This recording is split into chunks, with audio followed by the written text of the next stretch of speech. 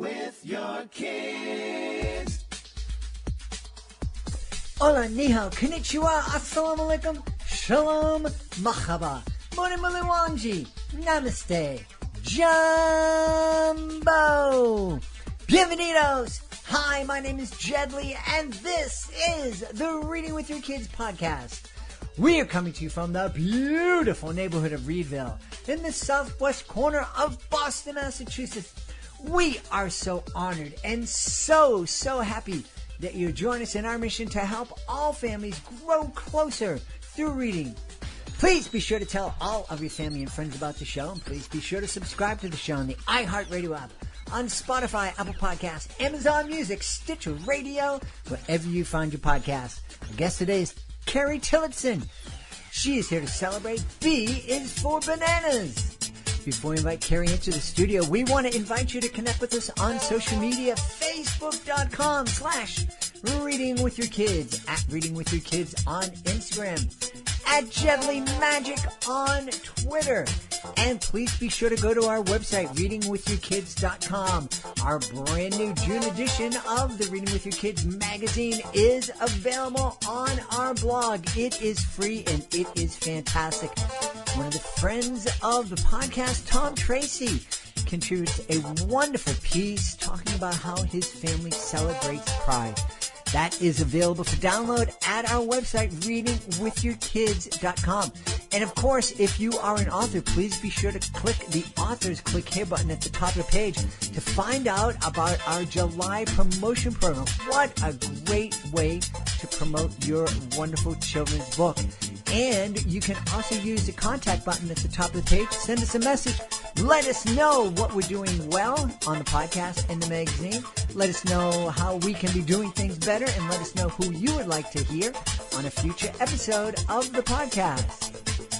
Join us right now from the beautiful state of Oregon. Our guest is here today to celebrate her brand new picture book. It's called B is for Bananas. Please welcome to the show, Carrie Tillotson. Hey, Carrie, how are you? Hey, Jedlie. I'm really good. Thanks for having me. You are most welcome. Also joining us here is my co-host, the amazing and talented Madison D'Aires. Hey, Madison, welcome back. Hi, great to be back. Yeah. Carrie, why don't you tell Madison and I what B is for Bananas is all about? Sure. B is for Bananas is something you can't tell from the title is that it's a bedtime book. If you look at the cover, you'll see the word bedtime scribbled out by the title character, Banana. So it's a bedtime book about a banana and a narrator who are sort of having a disagreement about whether it's bedtime or not. Very cool. Very cool. Bedtime, it's what, Madison, you haven't experienced this yet. Well, you experienced it on the I don't want to go to bed end of it. Exactly, right. But parents, bedtime can be such a challenging time, and unfortunately, it can be a time when you know what kids want to do, which is to just be playful and to spend more time with their parents. It can turn into something really ugly and stressful because parents are like, "You got to get to bed, and I'm exhausted, and leave me alone." Yes. Is that one of the inspirations for you writing this book? It is, yeah. I have one son who is 11 now, and so he goes to bed pretty easily these days. But when he was younger, yeah, he just wanted to play all the time. Mm-hmm. And I'm kind of a proponent of playful parenting. I hadn't heard of it until becoming a parent, but once I did, I saw the benefits of using playful parenting right away, because it helped me and my son connect with each other more. And, you know, bonus, he kind of became a little more cooperative. And so we did a lot of silly things getting ready for bed, especially with brushing teeth. Brushing teeth was his nemesis. And so we had to come up with all kinds of silly things to do. And actually the page in B is for Bananas that has the teeth brushing is directly inspired by an incident with my son. So that page has Banana being a magician Banana says, the narrator says, I is for incisors, because it's time to brush teeth. And Banana says, but I is for Banana the Incredible.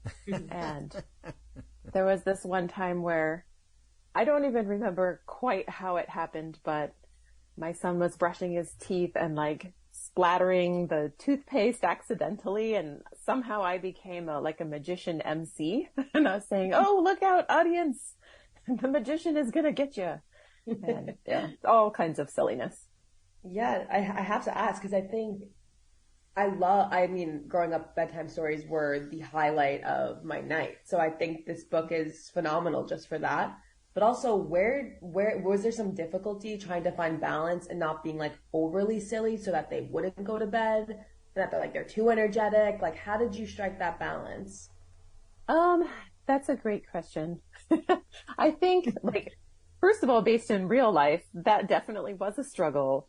Sometimes there was a little bit too much silliness and it got my son just all amped up. As I was writing the story, I don't really think I kept that in mind very much. I just wanted it to be a funny book, a funny bedtime book that kids could relate to their parents with, and they could have a fun time, connecting with laughter at bedtime. Yeah. So hopefully it doesn't ramp kids up too much. I think by the end of the book, it gets a little more soothing. And so maybe I somehow did have that in mind without really thinking about it, so that you can kind of end on a quiet note before finally going to bed. Yeah. Right. Carrie, you see the expression playful parenting. I'm imagining that is much more, it's more than just being a goof with your kids. There's something much more mindful about that. Can you talk a little bit about that thought? Sure. So I know the term from a couple of parenting experts that I've read their books. One is Laura Markham, of AHA Parenting, and one is Dr. Larry Cohen, who actually wrote a book called Playful Parenting. And they kind of talk about using play in your daily routines to connect with your kids, because that's what kids want, is the connection with their parents. And when they feel that connection, they're a lot more likely to want to follow your lead. And you can do playful parenting by being super goofy, but I think also you don't have to be a goofball. If you are, say you're like, one of the things I used to do with my son when putting on his shoes is I would just accidentally swap the feet, and he thought that was hilarious. So it's just simple things like that too, to just try to find the ways that you can connect with your kid, and especially finding ways to laugh together, because I think one of the theories is that laughing together releases all kinds of stress hormones. And so once those stress hormones are released, then everybody feels better and they can make those connections more. That's a really good point. We don't spend enough time, I think, as parents, realizing that there's a lot of, and it's not just parents, but I think in terms of students and teachers and how they teach, and even just how we live our day-to-day lives, there's a lot of chemistry going on in our bodies. And when we do certain things, it releases certain chemicals that make us feel good or make us feel bad. And boy, if we could get a handle on that and just be more mindful, when you're in a funk, but part of you knows that if I get up and exercise, if I get up and move, it's going to make me feel better. Somehow we just dig deeper into that hole that we're in, and we won't do the thing we need to do that's going to help us out of that funk. Yeah, absolutely. No, I wanted to pivot for just 1 second, because I was doing a little research and I saw that you were, and maybe still are, a practicing bioesthetician. And I, in all honesty, had to look up the definition for that career. But I saw that it's a very, mathematical, analytical, scientific research kind of career. And I was so curious as to how and maybe why did you make that transition from a biostatistician to a children's author writing silly bedtime stories? That's a great question. And I think a lot of people think those things are like completely at odds with each other, but somehow they sit well within me. So I went to school for health education and got a master's degree in public health, which is where I did my training for biostatistics. I worked for about 13 years doing healthcare services research. And so, yes, lots of number crunching, lots of research, very analytical, like you said. As far as picture books, I wanted to be an illustrator from the time I was 3. And I've always been an artist and kind of just doing things on my own on the side. And at some point after I started my first job out of graduate school, I was like, there's still something calling me to children's books. And so I started researching. I found like a local class being taught by an author illustrator. I found the Society of Children's Book Writers and Illustrators and was like, okay, the only thing stopping me is me. So I just have to take a step and see what happens. And at the time I thought if I wanted to illustrate, I probably needed to write a book. I didn't know that you could just do one or the other. And I actually found that I love writing. So that was totally a surprise. I do see, like in hindsight, I see little hints of myself as a writer over the years. But I think in terms of writing picture books, I do kind of take an analytical approach to it and sort of a pattern finding approach. When I read mentor texts, you know, occasionally I keep spreadsheets that track like the number of pages and the number of words and how the page breaks happen. And so my brain is definitely a pattern finding brain. And I think that helps inform how I write my stories. Definitely. So and there's some connection. Sure. And I feel like that makes for a more like better continuity in a story, easier to follow in a way. And that's so funny that you said you were interested in illustrating, because when I was looking at images of the book, the art is beautiful. Like the colors are amazing. I haven't really ever seen characters that like those shapes and like just again, the colors were beautiful. What was the inspiration behind like the art? Like where did that come from? So the illustrator is actually Estrela Lourenço. She's a Portuguese professional children's illustrator and animator, and she's amazing. I am like so lucky to have been paired with her for these books. Like I couldn't have illustrated these books the way she did. Not even close. I'm still working on illustrating, but I think I don't really know her inspiration for the artwork. But she and I have talked over Zoom a couple of times, and I know she said when she first read the Counting to Bananas manuscript that she fell in love, and it kind of feels like, it feels really cheesy, but like a match made in heaven. So I'm just fortunate to have been paired with her, and her illustrations are just so funny that she has so many silly moments tucked in on every page that I never could have anticipated. But I think it makes the books even more fun to like read on repeat, because every time you see something, I just discovered something new in B is for Bananas. And I was like, oh, I've never noticed that before. How difficult was it difficult for you, since you have this dream of being a children's illustrator and that was your original dream and you're kind of surprised that you were writing? Was it hard for you to give it over and agree with the publisher, like, okay, well, let Estrella do the illustrations, instead of like stomping your feet and saying, no, I have to do it? No, it was super easy for me. Nothing more to say than that. I just knew that whoever was going to illustrate it was going to be just right. And I think having that trust paid off. Well, it's interesting. You mentioned having that trust. Where do you think that trust comes from? Because we've spoken to many authors on the show and author illustrators, and they have an awful hard time. A lot of them have an awful hard time trusting and letting their story be told in some ways, or letting somebody else help you tell your story. you were able to do that kind of instinctually. What was it that kind of gave you that trust that others seem to be lacking? That's a really great question. Maybe it is because I do have some art training that I know that artists know what they're doing. And I know that the publishers are hiring professional people. So it could be a little bit from that. Also, with the first book, For Counting to Bananas, my editor had asked me for suggestions for illustrators. And this was my debut picture book. So I said, oh, I know you guys will pick someone great. I'm not worried about it. And she said, no, really, tell us some people.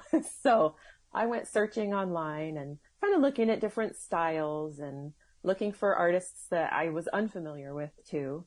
And I sent my editor a list of maybe 4 or 5. And I said, maybe in the style of so-and-so or so-and-so. And I said, I should give them one concrete name. And I had happened to stumble across Estrella's portfolio and completely fell in love. So I put her name down. And then when my editor came back with a list of 5 names, she was on it. And they said that they really loved her, and I did too. And so it really did feel like some weird piece of the universe making the connection for us. That's really, really cool.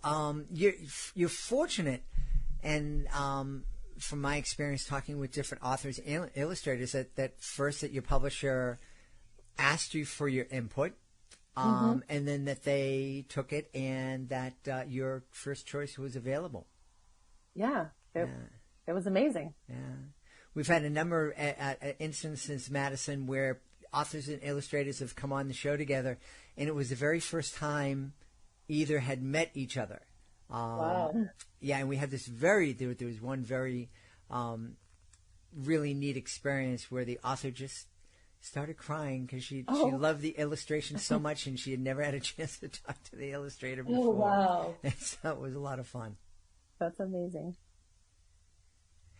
Now, bananas is there just something about bananas that you find fun, that that drew you to write about this in such a fun way? So, like as a kid, I did not like bananas. So it's kind of ironic that I have 2 banana books. So the actual origin story comes from Counting to Bananas. So my son used to do swimming lessons, and every week he would have to do a skill called a starfish float. So, arms and legs out, floating for 10 seconds. And his instructor would count 1, 2, 3, 4, 5, 6, 7, 8, 9 bananas. So 5-year-olds think that's hilarious. I mean, I think it's hilarious. And one week he was giving her a hard time saying, well, you never count to 10. And she said, don't you love my counting to bananas? And thankfully, I was in the room that day, and I had been working on some other story, and I heard that phrase and was like, that is a picture book title. And I jotted it down. I thought, I don't know what it's about, but there's something about that. There's a spark there. And it took me about a year to stew on it. And even after a year, I still didn't know what it was about. And I said, there's something here, though. So I did a free write for about 15 or 20 minutes. And by the end of my free write, I had this little rhyming stanza about fruit and counting fruit. And it blossomed into Counting to Bananas. Madison, I don't know about you. One of the things that I'm fascinated with is finding out authors, their inspiration. And so many times we hear about an author where I have this story, but I don't know what to call it and find the title. Very unusual for me to speak to an author where the title comes first. And it's like, this is a great title, and we'll figure out what the story is later on. Yep. Well, yeah. And B is for bananas is sort of similar in that I also had the title first. So my editor had asked for a sequel to Counting to Bananas, and we met to discuss some different options about what it could be about. We thought it would be another concept book and discussed that maybe it would be an alphabet book. And Cheryl Ising, she's with Flamingo Books with Penguin Young Readers, she suggested that maybe it could be called B is for Bananas. And I was like, okay, I'll think about that. And I liked the title, but again, I was like, here I have a title and I don't know what this book is about. And I thought I was going to write an animal book, sort of having like Banana interacting with animals, because Counting to Bananas has some animal surprises in it, if you haven't read that one. And so as I was going through trying to get all these animal ideas out on paper, just nothing was really working. And finally I thought, oh, it could be animals going to bed. And then like a split second later, I was like, no, B is for bedtime, but Banana doesn't want to go to bed, so B is for bananas. And it's funny how those things just kind of come out of nowhere. Yeah, definitely. No, it's, like I said, I think bedtime stories were the highlight of like my childhood. So when I'm thinking about like what bedtime stories I remember growing up and like what still like resonates with me today, what do you feel like from books that have been like children's books from the last, 5-10 years, whatever, like what does B is for Bananas bring to the table that maybe some other children's books sort of like lack a bit? Oh, wow. That's a good question. I did read a lot of bedtime books as I was drafting this. It's hard to think off the cuff. Yeah. I guess what I think maybe is a little bit unique is that it kind of, I think with both of my books, what I tried to do is mash together different like layers of concepts. So with B is for Bananas, it's an alphabet book, it's a bedtime book, and it's also like a banana role-playing character book, I guess. And with Counting to Bananas, it's a counting book, it's a fruit book, and I guess kind of also an animal book.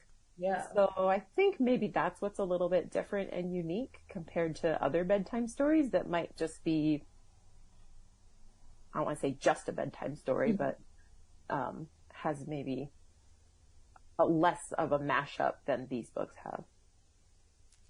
Now, I know that there's the two bananas in the banana series. Do we have more bananas coming, or are you writing about something different? I have lots more banana ideas, so we'll see if those become books. I have my first nonfiction picture book comes out in spring 2025. It's called Alpacas Here, Alpacas There, inspired by one of my favorite animals. And it follows alpacas being raised in North America and South America and kind of compares and contrasts how they're raised similarly and differently, but that the result at the end is the same. They all have cozy fleece that keeps people warm. Fascinating. From the moment that I received the pitch to have you on the podcast and talking about B is for Bananas, I always thought of a trip that I had to Costa Rica a couple of years back, right before the pandemic, and we drove by a banana plantation and saw bananas growing for miles and miles and miles, and it was just so incredible. That's cool. Yeah, it really was. Yeah. So, Carrie, where can we go to find out more about B is for Bananas and all the other great ideas that are going to be coming from you? You can visit my website, carrietillotson.com, or you can follow me on Twitter and Instagram at Carrie Tillotson. We've had a great time speaking today to the author of B is for Bananas. Our guest has been Carrie Tillotson. Hey, Carrie, thanks so much for being with us. Thank you, Jedlie. Thanks, Madison. It was great to meet you both. We hope you've enjoyed this episode of the Reading with Your Kids podcast and will join us for the next exciting episode. If you want to make sure you don't miss a second of the show, please be sure to subscribe to the show on the iHeartRadio app, on Spotify, Amazon Music, Apple Podcasts, Stitch Radio, wherever you get your podcasts. And also be sure to visit readingwithyourkids.com and download your copy of the Reading with Your Kids online magazine. It's free. It's available at readingwithyourkids.com. Just click on our blog. Before we go, I want to make sure that I give a big thank you to my team: Fatima Khan, Rory Grady, Madison D'Aires, Soji Franklin, Monica Rivera Sosa, Ann O'Leary. I want to give a big thank you to my beautiful wife for all the support she gives me, and most of all, we all want to thank you. Thank you so much for taking the time to join us today, and as always, thank you so very much for taking the time to make the world a better place by reading with your kids. I'll be looking for you in the next edition of the Reading with Your Kids podcast.